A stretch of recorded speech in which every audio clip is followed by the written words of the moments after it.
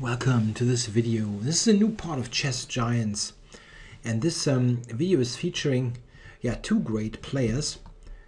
One is with the white pieces, Max Euwe, the Dutch world champion in the 30s. Here playing against Paul Keres. At the time, it was played in 1940 in a match between the two. Euwe already had lost the title back to Alekhine. Yeah, I have a problem with this name. Yeah, let's have a look at this game. Paul Keres is playing black, probably one of the greatest players who never became world champion. And in this game, we see Keres really with this full power, playing very powerful chess. Let's see what happens in the game.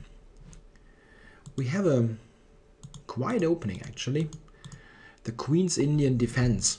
Note that here in the 1940s, this was not yet a very well established opening.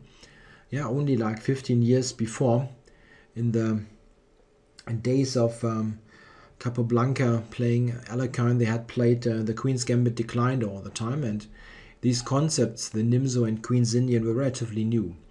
But we see that in this game, a relatively modern line was played, something that is still very much normal nowadays.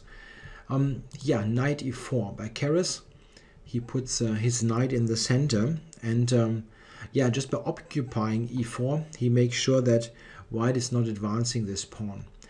Nowadays the main line is probably bishop d2 when this position is reached, after which black has various ideas, bishop f6 or f5, those kind of moves. Queen c2, however, was played by Euwe, still one of the main moves, of course. Yeah, black now captured, queen takes. Yeah, the next move by Keres is not much played nowadays. It's probably a little bit less accurate than the alternatives. What black normally is doing here is, in modern times, he's playing f5 or c5. f5 typically intends to play bishop f6, putting some pressure on the center, maybe even knight c6 later. Or a little bit less aggressive is c5, which sometimes after a trade here can lead to a hedgehog type of position where c and d pawn is traded. What Keres is playing is different. He played d6 first. It's not clear that you need this move for structures with f5. And one little problem with it is that after queen c2 played by Euwe, there is this threat knight g5, threatening mate on h7 and threatening here the unprotected bishop.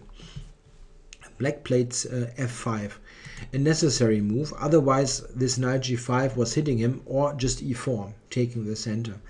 And the reason why this is very slightly inaccurate is that in this f5 structures, it's not clear that you want d6 being played, as it severely weakens this square. Nothing fatal, but a little bit inaccurate. Knight e1 now was played. Instead, there also was d5, a move that I guess I would have heavily considered in this position, trying to force e5. It's clear that this is really bad. Here, and d5, so not a good idea. d5, and now with moves like e4, white can try to get control over those light squares, maybe promising white a slight edge. Nothing great, but a little bit of something. In the game, Euwe played knight e1, which was also okay, and now queen c8 was played. Maybe taking was simpler, but it's not a big deal. e4 was played, and knight d7 by black. We see that white has built up a very nice center. The question is it a big advantage for white with the center? It seems that despite d6 not being maybe super accurate, the whole thing is still fairly solid for black. White has no road to a clear edge here or something. However, what becomes apparent quite quickly is that the move now played by white, by the former world champion, is not the most testing one. It seems that white definitely should take on f5 and proceed from there. For example, after the capture, black takes, and then d5. This is something that intends a maneuver like that, going to e6 in the long run. Probably even that is not super great for white, because c6 will quickly open up the position in a situation where white is not so well developed. This is actually the reason why white is not really on the way to a huge edge, because of his somewhat lagging development. But this is what he should do.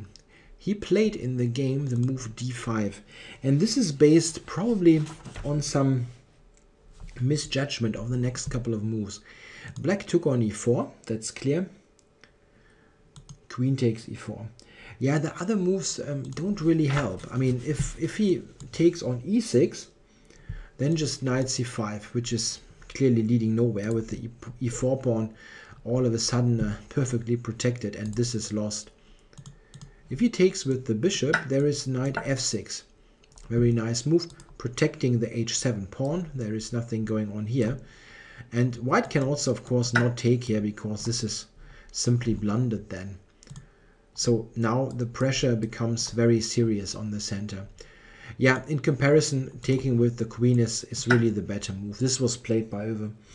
Yeah, and now knight c5.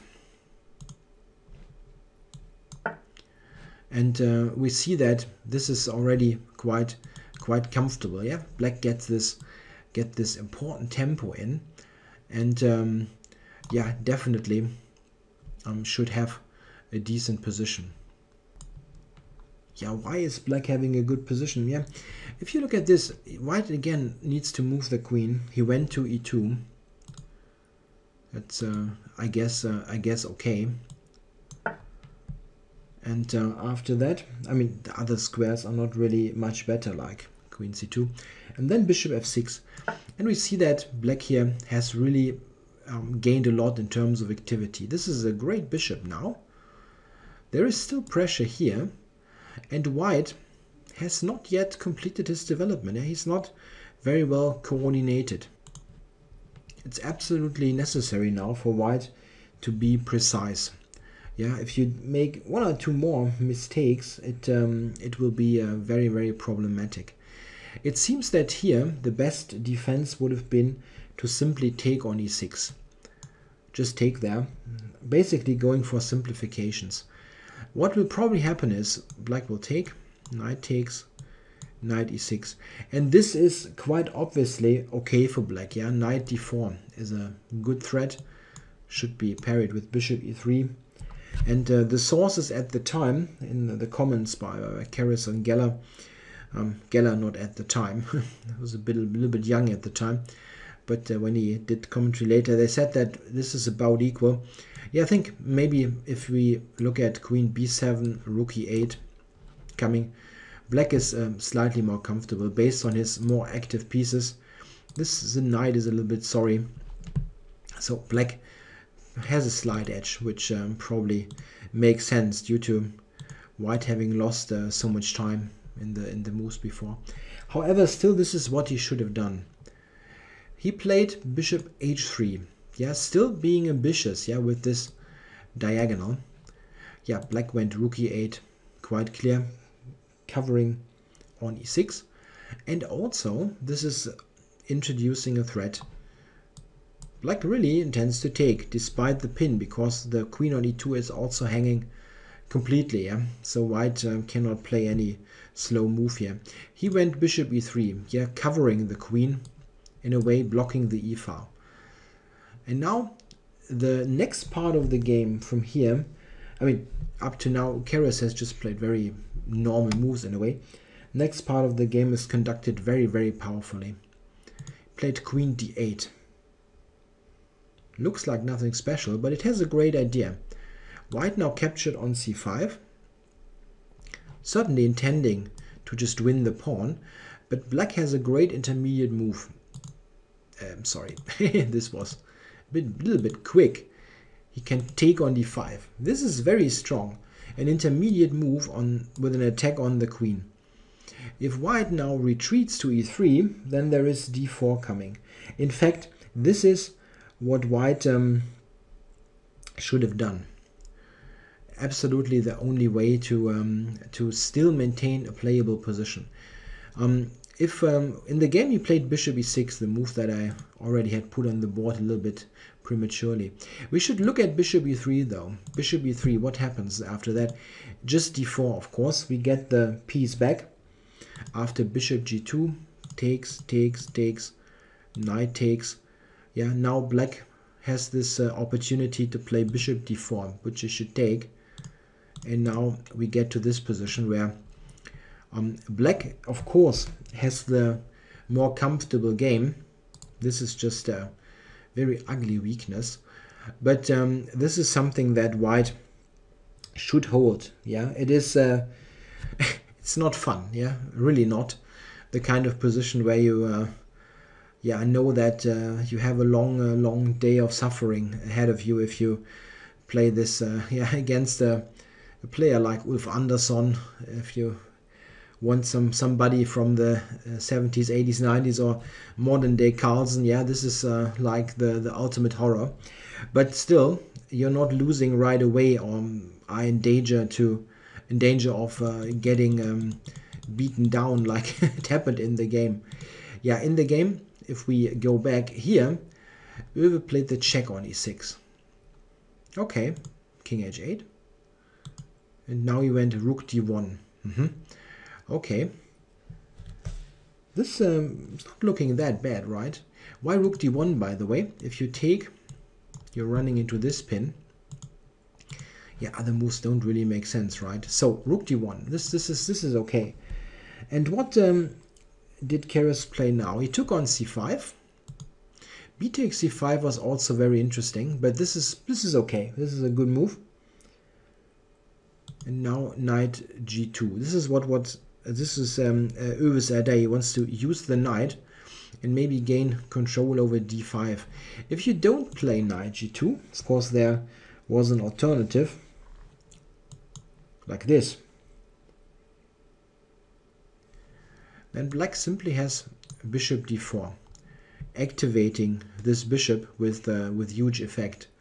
It's a very nice position of the bishop. Much better than this knight, for example. And of course, this is still a very weak pawn. Yeah, he went, as mentioned, he went rook to d1, takes, and then not this, but knight g2. Yeah, after knight g2, Keres now played the only, yeah, mistake in the game. He went with d4. He pushed the pawn. Here it is with the modern eye pretty clear that the move bishop d4 was even stronger, and it's fairly simple once you see it. This is just a fantastic piece, and there is no tactical way that white now can stir up some trouble. You just have this dominating bishop on d4.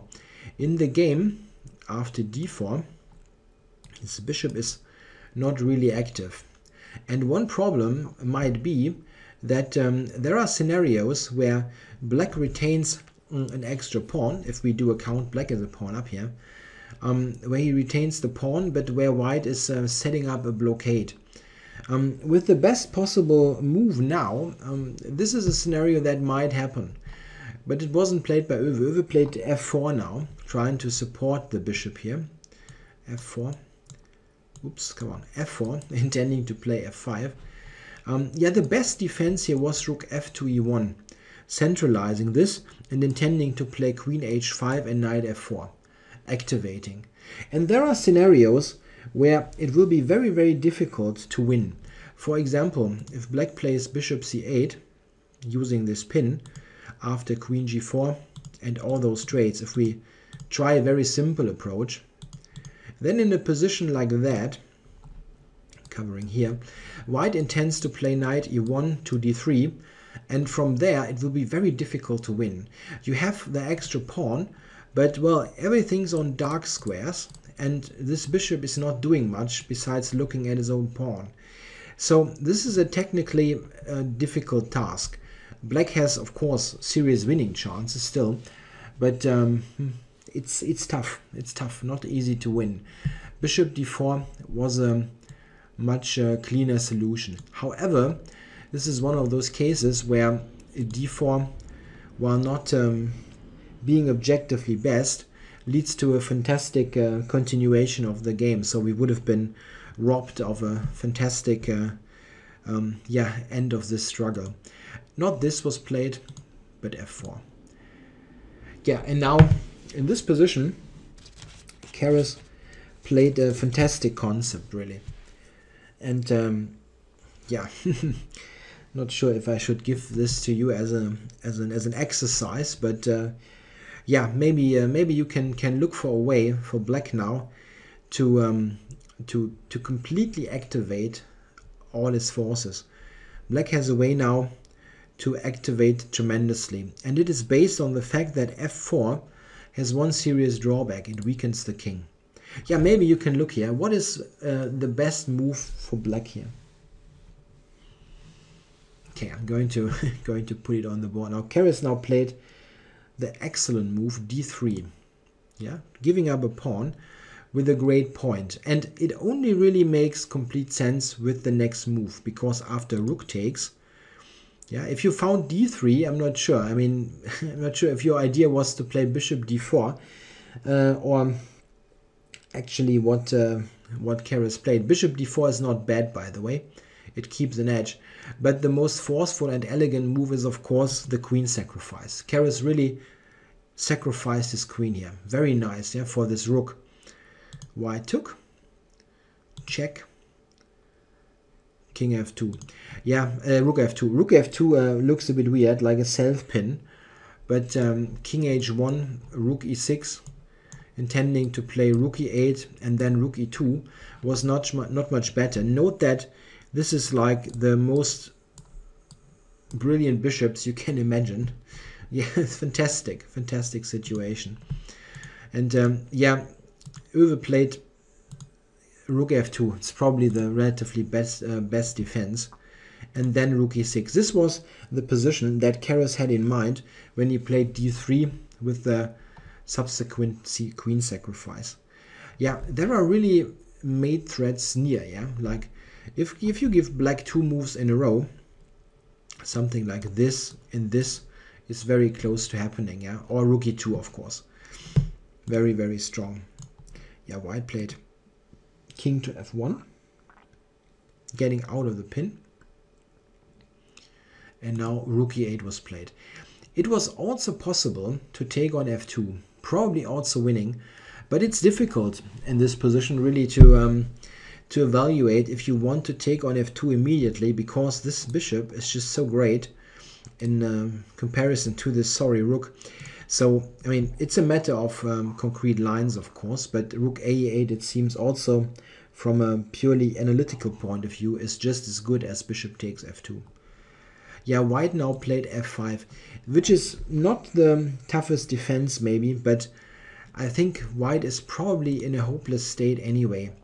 When this was analyzed years ago, they thought that rook d2 or rook c2, moves of the second rank, should give White better chances of survival. Maybe true, but the main problem is that that this is coming. With just to show the idea here, and then bishop f5. This is switching over to this diagonal, setting up this pin, and the king is really in an almost a mating net. Yeah, it's very, very tough to find a defense here. I think ultimately this will still lose, but maybe it was yeah, hanging on a little bit longer. But you cannot blame Euwe for playing f5. I mean, this is like impossible to defend practically anyway, and maybe even in a theoretical sense not possible. Rook e5 and f6. This was the idea, yeah, trying to get some sort of activity. Yeah, Black took. and rook d2. There's really not much that white could do here. If he takes on f6, there's rook e2, and this is a direct mate threat, so not something that you can defend. Yeah, as mentioned, rook d2 was played. Now bishop c8, the idea that we had seen before. The bishop switches diagonals for the final part of the attack. With the bishop coming to h3, there is basically a dual threat. Rook e1 mate when the bishop is there, and rook e2. And it's not possible to defend both. White tried knight f4, rook e3, queen to b1 back, rook f3, king g2. All this is forced. Yeah, and here, if you want, you can look at this position for a little bit and try to now calculate the final moves of this game. It is not very difficult, but still, yeah, a very beautiful finish. Yeah, Keres now took on f4. Very nice, sacrificing the exchange, so that for the moment he only has one bishop for the queen. Yeah, it's very nice, but the bishops are so dominating. After rook g8 check, we see that the king is in a crossfire. Yeah, we have the rook, this bishop, and this bishop on this diagonal or this diagonal. Yeah, and white has no way out. If he goes here, we have this check, and this is a mate. Yeah, can only interpose some stuff, but ultimately will get checkmated. King f1. That's not helping. So you only have king f3, the game move. And then simply bishop g4 check is the final stroke. If white goes to the g file, then at least this is winning. Maybe there's a mate, but it will be enough. And after bishop g4, Euwe resigned. King e4, rook e8 check, king d5 is the forced continuation. Bishop check, queen e4, bishop e4, mate. Very funny mate with those bishops and the rook. Yeah, a very nice game, showing that Keres was a brilliant attacking player when given the chance. In dynamic position, he was really outstandingly good. So if we do a quick recap of the whole thing, what happened here? We had for the time, modern opening. Yeah, like the Queen's Indian was not something that they were having huge experience in at the time. With d5 it shows a bit, because this is giving away any hope for a white advantage. Keres reacts well. He took on e4, and now he gains a number of tempi for his position.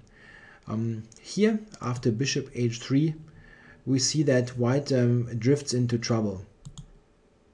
And after this, bishop e3 was the last opportunity to probably keep a defendable position. I guess here it shows that the defensive technique at the time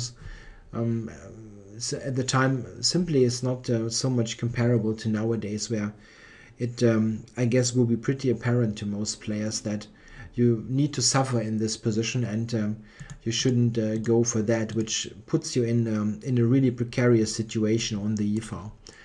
However, if white would have avoided the mistake f4, rook fe1 still would have given plenty of fighting chances. After f4, Keres had the chance to really unleash the power of his bishops. And he went on to win a great attacking game, where he has a fantastic compensation in form of bishop and rook against the queen.